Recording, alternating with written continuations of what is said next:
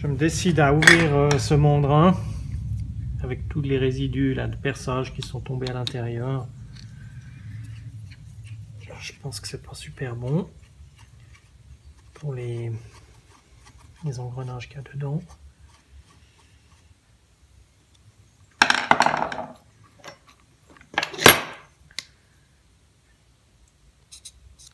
Je sais pas ce qui se sépare là, si c'est juste la partie extérieure.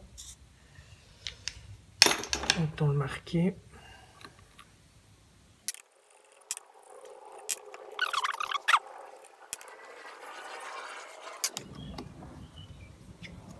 Et la dernière est venue aussi.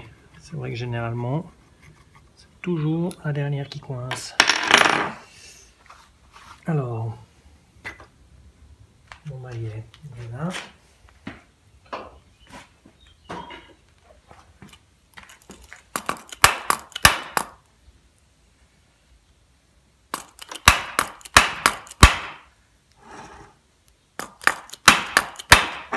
Je vois qu'il y a un assemblage sur la périphérie. J'aurais peut-être dû extraire déjà les... Parce que je suis dessus là. Juste.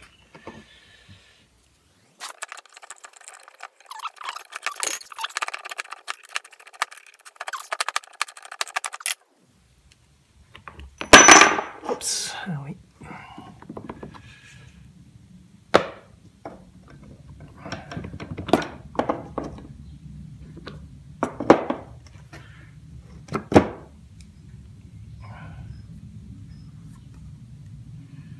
C'est effectivement une bonne idée de l'ouvrir, vu les résidus de fonte et de limaille qu'il y a dans le fond. Ok.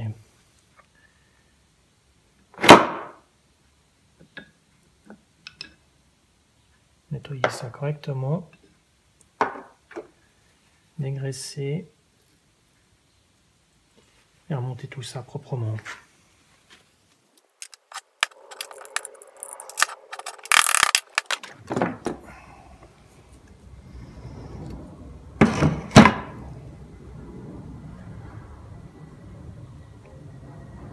Ok.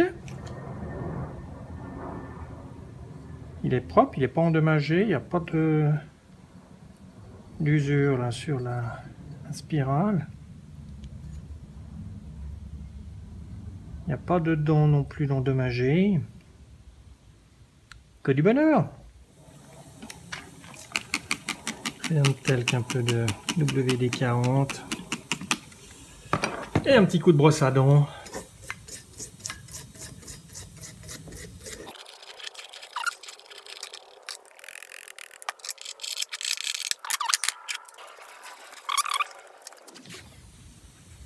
Voilà, il y a plein de résidus là au fond, il faut que j'y nettoie. Je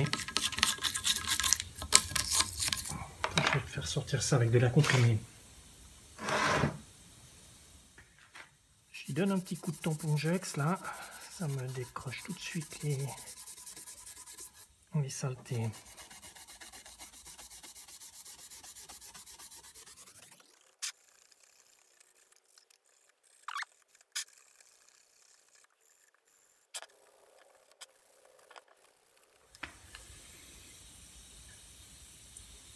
Voilà, avec un petit peu de dégraissant, ça a passablement aidé. Donc oui, il est en bon état. Je vois qu'ici c'est marqué numéro 10. Je retrouve le chiffre 10 sur la carcasse du mandrin.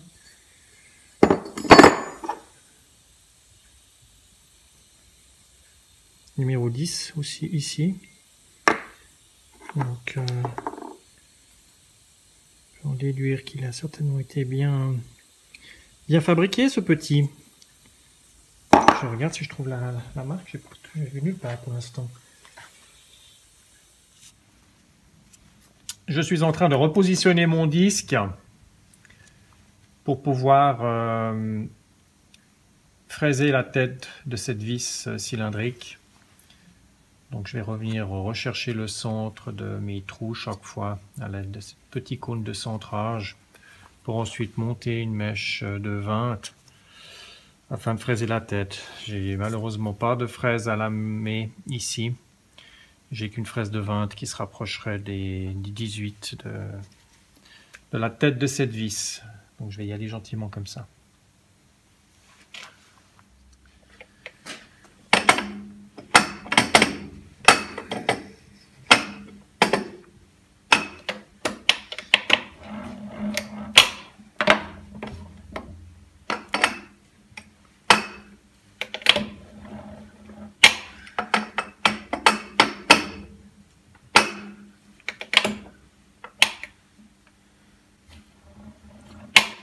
Voilà, mon centre de trou a été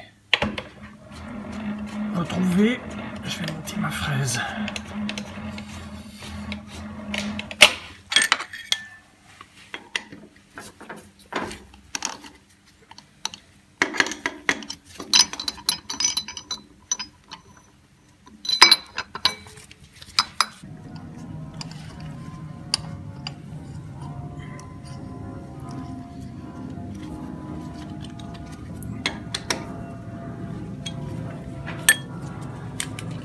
Alors, il faut que je descende en 78, allez, à 12 mm. Juste m'assurer que j'ai la marge pour passer. Oui, c'est bon.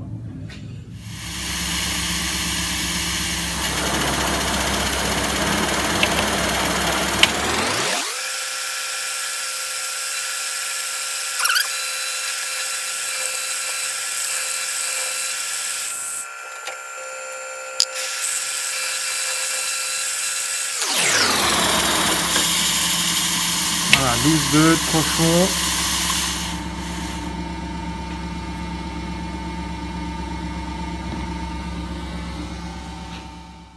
Je réenregistre ma présentation de ce petit brumisateur parce que j'ai laissé l'air comprimé enclenché, on n'entendait rien du tout. Donc là, c'est un petit brumisateur chinois que j'ai acheté. Par rapport à mon Noga que j'ai au travail, donc on a les deux réglages séparés, c'est-à-dire air et lubrifiant qui sont séparés. C'est un tout petit peu moins pratique pour l'enclencher et le déclencher, il faut tourner une vis au lieu de tirer une petite molette. La longueur du tube est identique au Noga, le bec au bout par contre n'est pas réglable en largeur de jet, voilà, il est comme il est. Là j'avais pas la pression maximale nécessaire pour le faire fonctionner, donc il crachette un peu, mais une fois que l'air comprimé est à 8 bars, il va très bien. Les flexibles en plastique sont pas doublés acier comme sur un Noga. Il y a un petit filtre au bout de l'arrivée du produit au fond de la cuve, donc qui va permettre de filtrer les impuretés s'il y en a. Et j'ai rajouté une base magnétique que j'ai acheté aussi séparément. Voilà. Donc la totalité de tout ça, transport compris, 42 ou 45 $, je crois. Donc ça va très bien pour mon atelier. Je viens donc de monter mon faux plateau là sur l'arrière du mandrin. Mes 4 vis.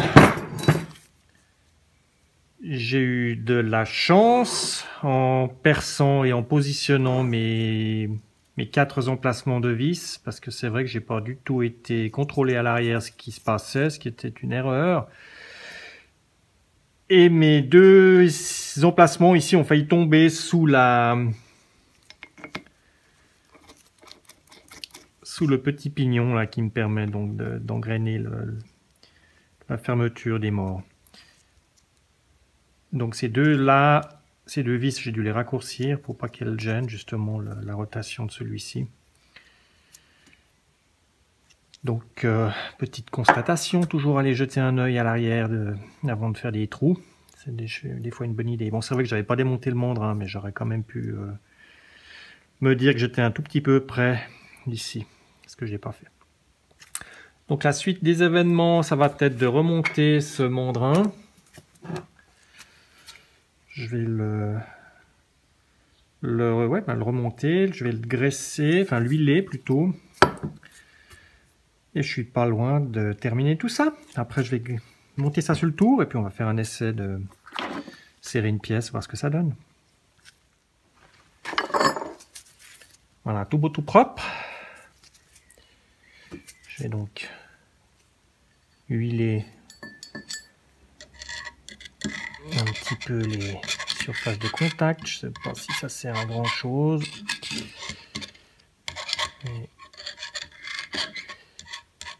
on dit que c'est toujours mieux.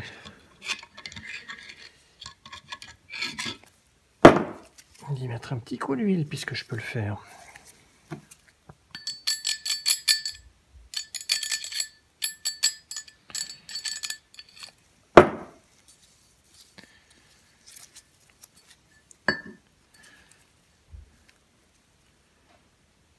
Ouais, donc j'ai vraiment là sur chaque pièce ce numéro 10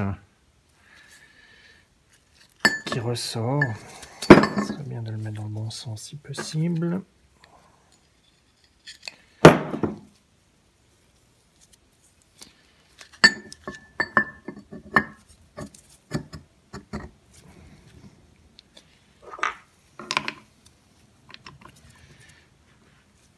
C'est vrai que j'ai pas cherché plus loin à trouver la marque de ce petit mandrin.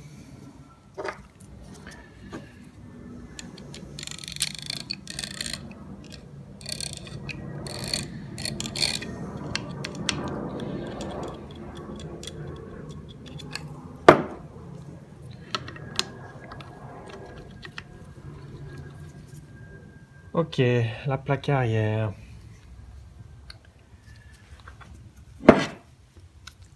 Elle est là. Juste le temps là d'enlever les derniers petits résidus.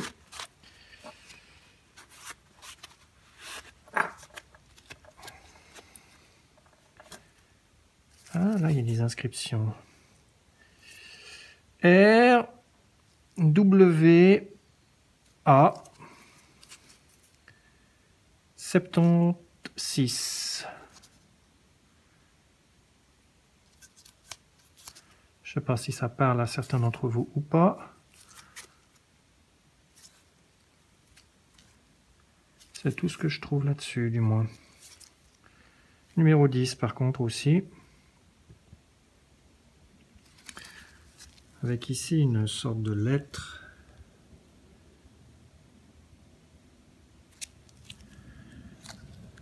Bizarre.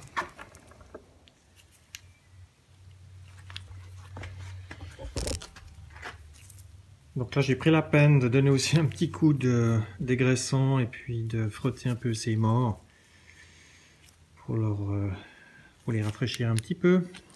Nettoyer aussi l'intérieur ici. Donc je vois aussi et je constate que l'intérieur pour le réglage fin là est en bon état. Les striures ne sont pas du tout abîmées et autres. Je dis striures, je suis en train de chercher le terme exact, comme d'habitude.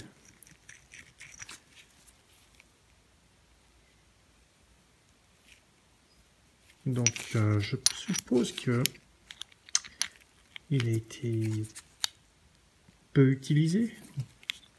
Il n'est pas non plus de première fraîcheur. Je suppose qu'il doit avoir l'âge du tour, donc plus de 50 ans. C'est pas un mandrin qui a dû être trop maltraité, on va dire. Voilà.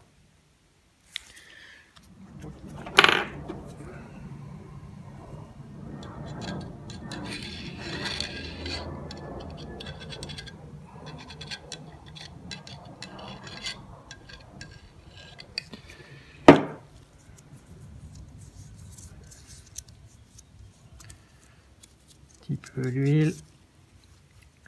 Ce que j'ai pas regardé, c'est est-ce qu'il y a un sens. Il me semble que je l'avais marqué au démontage. Maintenant, comme je l'ai frotté sur la périphérie, on va avoir vite la réponse. Est-ce que je suis en face des trous ici? Ça m'a l'air d'être le cas. J'ai trouvé la réponse qui se situe ici. Deux petits points qui nous donnent la concordance là. Alors ce que je vais essayer, c'est de le faire tourner, quand même voir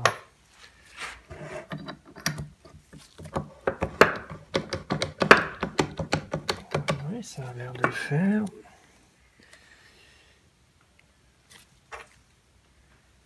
Je vais remonter ces vis.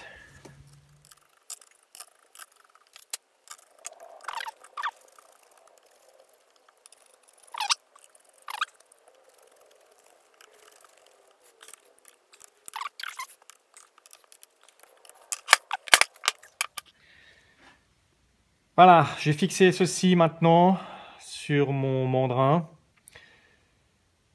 J'étais juste en train de me dire qu'il y avait bien évidemment d'autres manières pour réaliser ce travail, des manières beaucoup plus simples et plus rapides que de faire tout mon empilement avec mon plateau diviseur horizontal, chercher le centre et autres. Bref, moi je me suis fait plaisir avec mon outillage, c'était le but aussi de la manœuvre. Maintenant, pour aller plus vite dans une conception pareille, simplement donc repérer l'emplacement de mes 4 trous, percer ceux-ci sans empiler le mandrin dessous, donc tracer le diamètre, le centre de chaque trou en s'appuyant ici sur la périphérie du trou. C'est un tout petit peu moins précis bien évidemment qu'avec le plateau diviseur, mais pour le résultat final, il n'y a aucune conséquence. Donc là, il n'y aurait pas eu besoin de monter le plateau diviseur. Une fois que le centre est tracé, on perce en plaçant le faux plateau à plat sur la table de la fraiseuse, donc sans le plateau diviseur. Par contre, de rester et de finaliser chaque trou, c'est-à-dire de le percer à 12,5 et de revenir tout de suite changer, mettre la fraise de 20 pour faire l'emplacement de la tête. Celui-ci, il est parfaitement concentrique. Les autres, là, il y a un petit décalage puisque bien évidemment, je n'ai pas respecté cette démarche. C'est-à-dire que j'ai fait d'abord mes trous et je suis revenu après faire mon lamage de tête. Donc, ce qui n'est pas une bonne idée. Ou alors, la meilleure idée, c'est d'avoir une fraise à lamelée, bien sûr. Et là, ça aurait été top, mais j'en ai pas. Voilà, donc une fois que ça aurait été percé à 12, fraisé pour la tête, je remettais ceci sur mon mandrin. Et avec un pointeau centreur, donc qui fait juste le diamètre de 12,5. Il y en a qui sont réglables sur leur diamètre. Un petit coup chaque fois, ce qui m'aurait marqué donc l'emplacement des trous sur le mandrin derrière. Dépiler, enlever, enfin séparer les deux. Percer mes 10-2 directement dans le plateau de mon mandrin derrière. Voilà, le résultat aurait été certainement un petit peu plus rapide à réaliser. Mais comme je le répète, j'aurais pas eu le plaisir, on va dire, d'utiliser ce matériel que j'ai dans cet atelier. C'est aussi le but, se faire plaisir. Donc maintenant, ben là, voilà la dernière étape. Je vais remonter ça sur mon tour. Et on va essayer de tester. Il me manque ma petite clé carrée là pour pouvoir faire le réglage fin. Donc je ne sais pas si je vais pouvoir vraiment... On va regarder ça.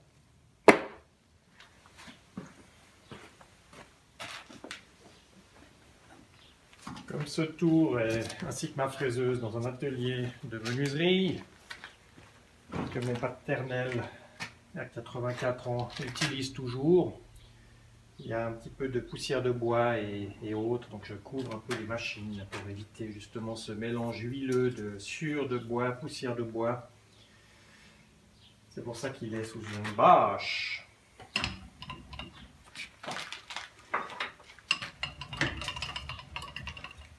Alors, il est là.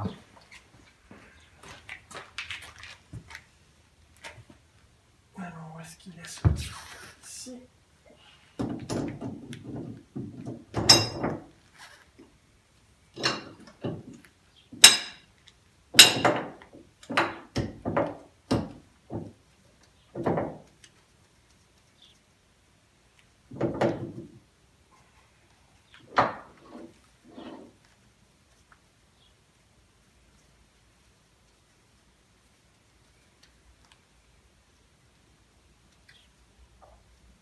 Je pense que ça va être sympa d'utiliser ce petit mandrin 4 morts.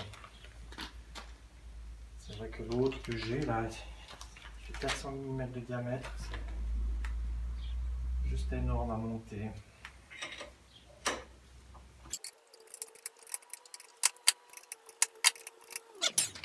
On va rapprocher un petit peu tout ça.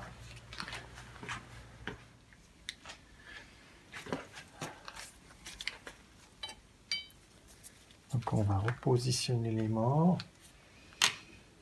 Il faut les mettre dans le bon sens et dans le bon ordre. Donc là le 2. Ici j'ai le 1. Voilà.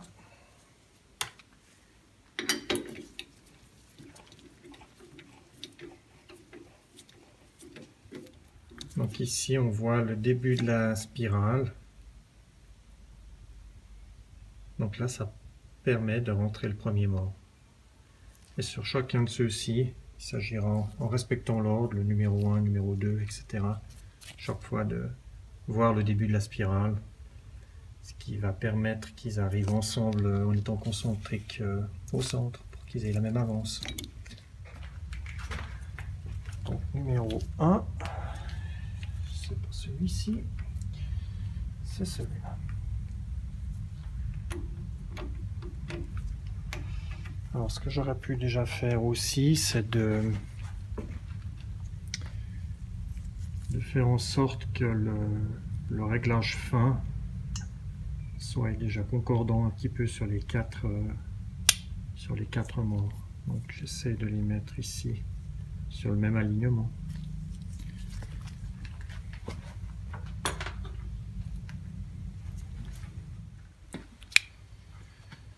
Donc je ne sais pas si on le voit bien là.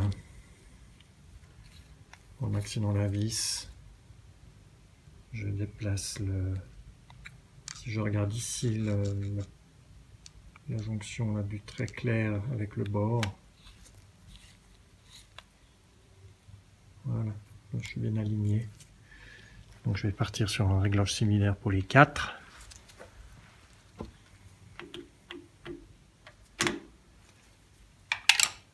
J'aurais pu là aussi peut-être mettre un peu d'huile. Allons-y.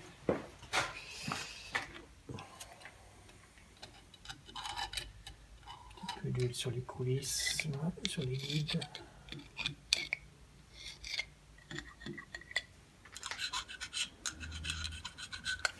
Et surtout à l'intérieur ici. Là.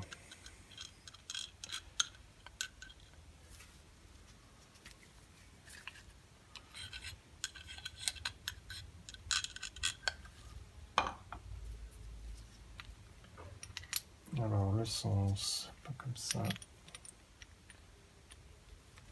Comme ça. Je suis toujours bien réglé.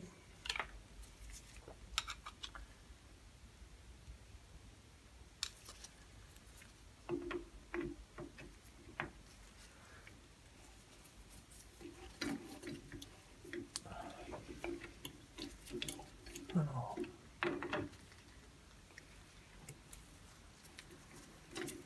voilà, là c'est parti.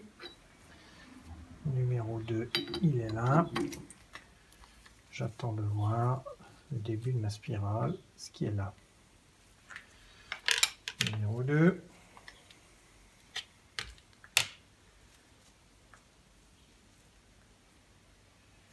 L'alignement à l'arrière.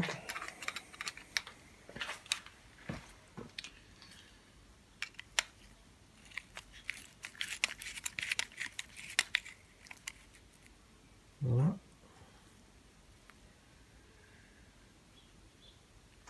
Je suis en train de me dire que c'est pas une bonne idée en fait de l'aligner derrière.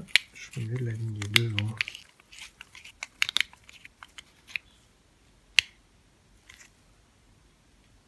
Voilà, qui est mieux.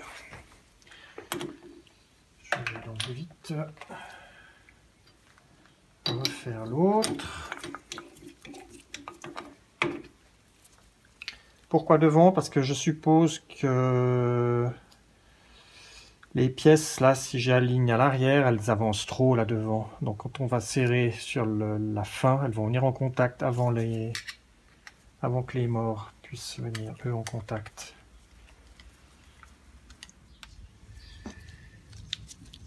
Donc les 2 premiers morts ont été montés. Et là je cherche justement, voilà, on voit la spirale qui arrive.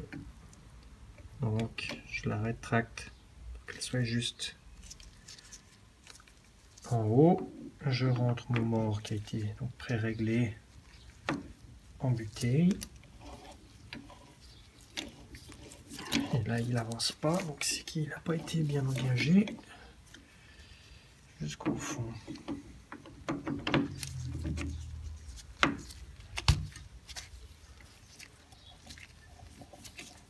Voilà, là il prend.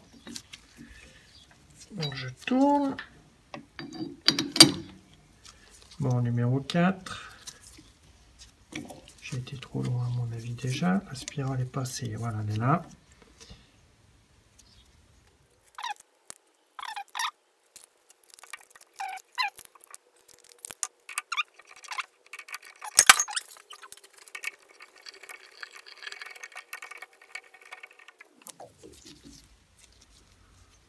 Voilà, donc on voit qu'il y a effectivement une petite différence là. Ben, ça sera les réglages fins.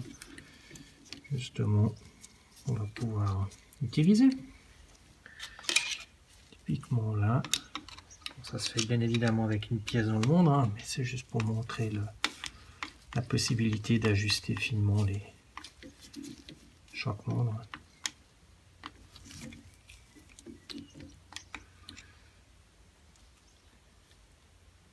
Je vais tester ça avec une pièce maintenant.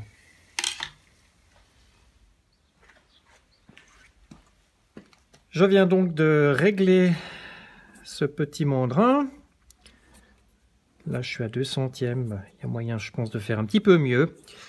Ce que je peux dire peut-être par rapport à un mandrin 4 morts conventionnel qui n'a pas le serrage centralisé, eh bien, on pourrait serrer plus fort sur chaque mort.